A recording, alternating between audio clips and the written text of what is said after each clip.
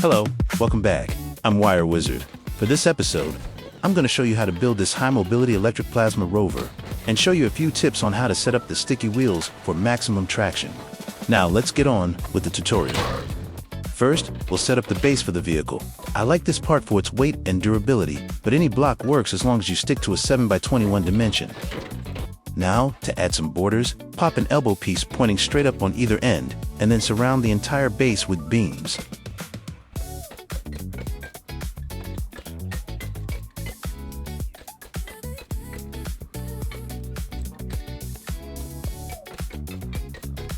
Next, place a forward-facing turret seat in the front and set up an ore collector at the back. Make sure both parts fit snugly inside the frame. Next, add a few more support beams right here and place an upside-down bed in the middle. Then lock everything in with another set of support beams. Then we drop in an electric container and a Spud container. We'll use the same trick from earlier videos, just spawn the container in midair using right-click. Then weld it straight into place at your desired angle. Now we add some filler pieces in the middle so the build looks flush.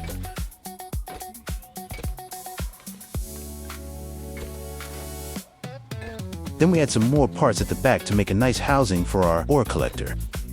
In front of our containers, we place our electric engine and then wrap it around with some ramps as added protection. Behind our turret seat, we place two level 5 controllers and a logic gate. Then fill up all empty spaces with beams. After that, we place 2 buttons and 2 switches. Next, let's build our front suspensions. 2 blocks away from the front, we place a bearing on both sides, then an elbow piece pointing down. On each elbow piece, we place a bearing suspension and a corner pipe facing sideways and forward.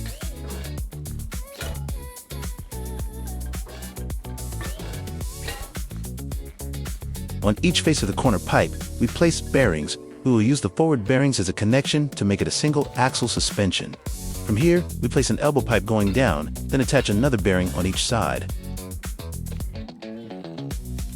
On each bearing, we place an elbow piece pointing to the center. Then we connect these 2 ends with pipes. And of course, don't forget to weld them. On the remaining bearings, we place large wheels. Then we also wire our steering to the bearing suspensions. Now for the rear suspensions, we place a bearing 2 blocks away from the rear, and then place an elbow pipe facing down on each side. On each elbow pipe, we place a suspension, then a T-pipe pointing to the sides. Then, on the inner portion of the T-pipe, we place a bearing, then an elbow pipe facing forward. Now for the weird part, we place a piston on each elbow pipe, then attach a straight pipe on the pistons, then finally, we put a suspension on each straight pipe. From here, we place a bearing and align it to the tip of the suspension. Now do this on both sides. On the bearing, we place an elbow pipe going down and attach a suspension. On each suspension, we place a T-pipe facing sideways, then place a bearing on the inner portion and finally connect it to the suspension with an elbow pipe. Then, on each T-pipe, we attach a bearing, then finish it off with some large wheels.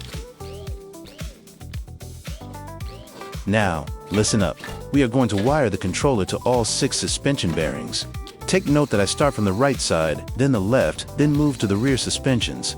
After that, we have to flip bearings 1, 3, and 6.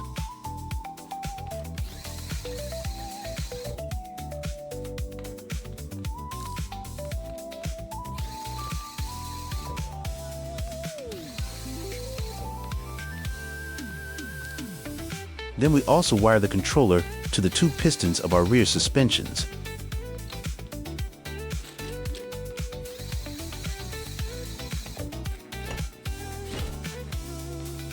Now let's adjust the settings of our controller. First, we set the starting positions of our controller to 30 degrees and piston length to 3. Then let's add 15 degrees on activation and set the piston range to 4. Be sure to max out your speed settings and dial the suspension strength all the way up. We'll fine-tune these values later, depending on how our test turns out.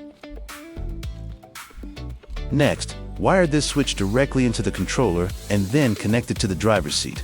If you've wired everything correctly, your setup should look just like this. Don't worry about that front tire lift, that's completely intentional. It actually gives us a huge advantage with our differential steering setup. At the back rail of the turret seat, we will place extension ramps that will serve as arms on where we will attach our plasma drills and spud guns.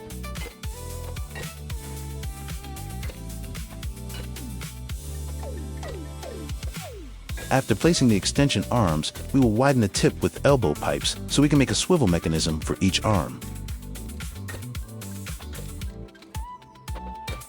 Then we place elbow pipes converging to every center of the arm and place bearings on each end.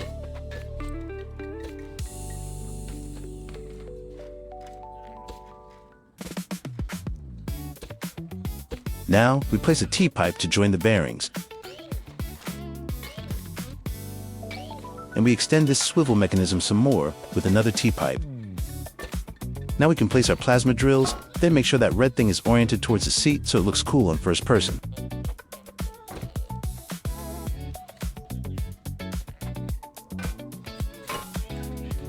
On the other side of the pipe, we place a straight pipe extension so we can mount our spud guns here. Then we add some forward-facing lights on the spud guns and set them all to max brightness. Now, let's rewire all of our buttons and switches. To keep things clean, we'll work our way across from left to right. Button 1 will be wired to all plasma drills, and don't forget to wire the plasma drill to the battery container.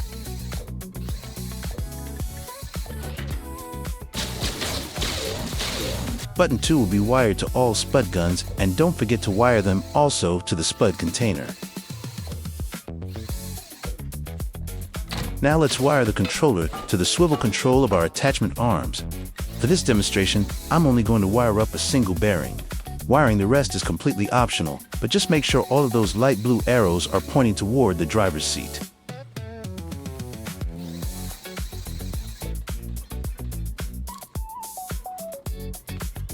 For now, we will set it at -5 degrees at starting position and +13 degrees on activation. This will be temporary and will adjust as we see fit in the future. Now we wire button 3 to our logic gate, then the logic gate to the controller, and we have to set the logic gate as an OR gate.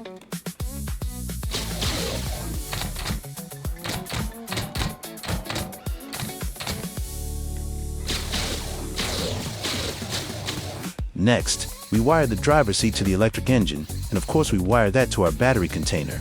From here, we wire the electric engine to all our wheel bearings and set them to differential steering. For this side, we set it as right. We repeat this on the other side, but flip all bearings so it spins counterclockwise. Then we set this side as left differential steering.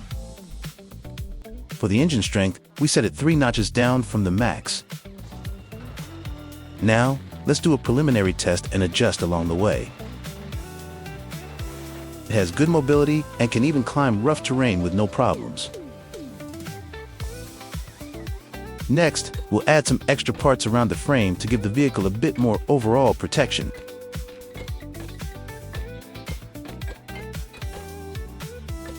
I replaced some of the edges with these parts so it looks more rounded. We also add more parts in front to increase the weight. Now these are just for accents around the vehicle.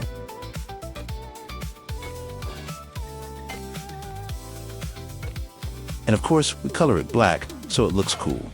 I'm going to throw some lights around the vehicle so we can see clearly whenever we're navigating through caves.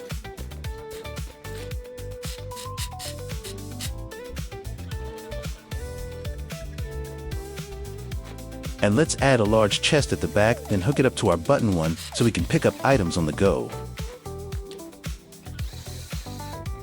Next, let's set up the iron sights.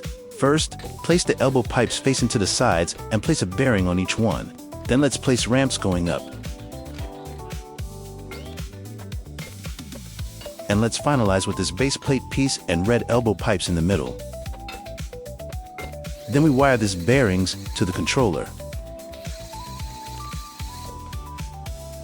And make sure both bearings are spinning towards the turret seat. For For the controller settings, we set starting positions of bearing 4 and 5 to -90 and +90 on activation. As for bearings 1, 2, and 3, we change them to -35 on start and +43 on activation.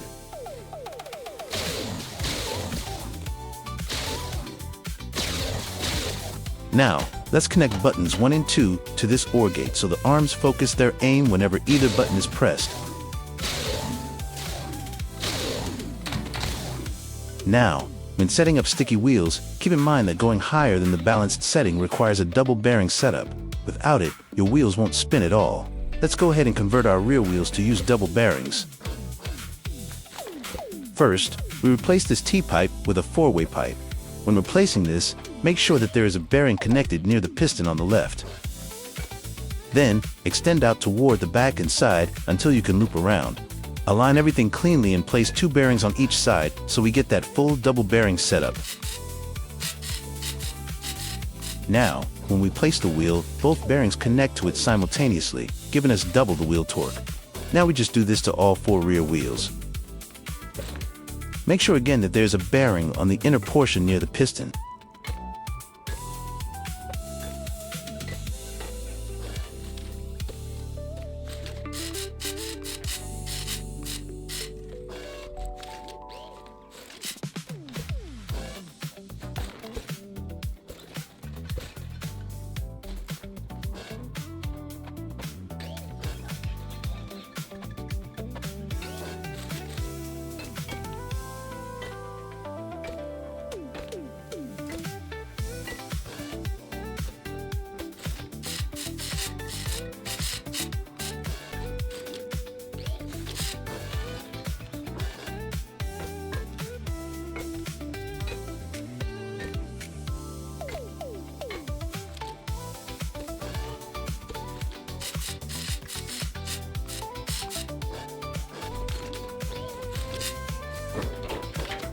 Next, we just replace our front wheels with sticky wheels as well.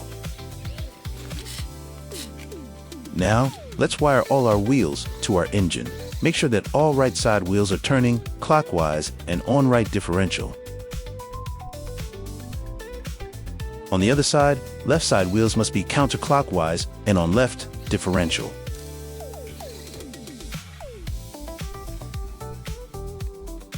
Next, connect this switch to all of the sticky wheels to turn them on. This also activates our lower ride height mode. Dropping our center of gravity while engaging the sticky wheels keeps us locked in place and prevents us from falling off walls. Since we haven't unlocked the chemical containers yet, let's manually place chemicals on each wheel. For the settings, keep the front wheels in balanced mode and set the rear wheels just 1 tick above balanced. Of course, this depends on your engine speed and vehicle weight, so feel free to experiment to find the sweet spot for your build. I think it's time to head for the open world.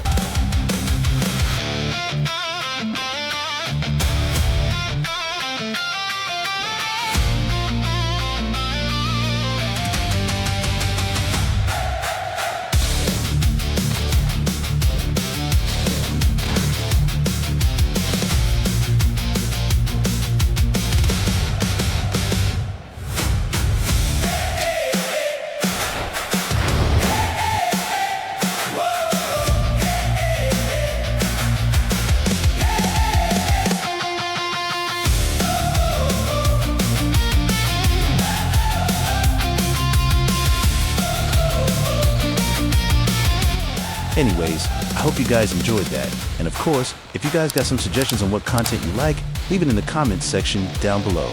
By the way, I'm Wire Wizard, and I'll see you on the next one.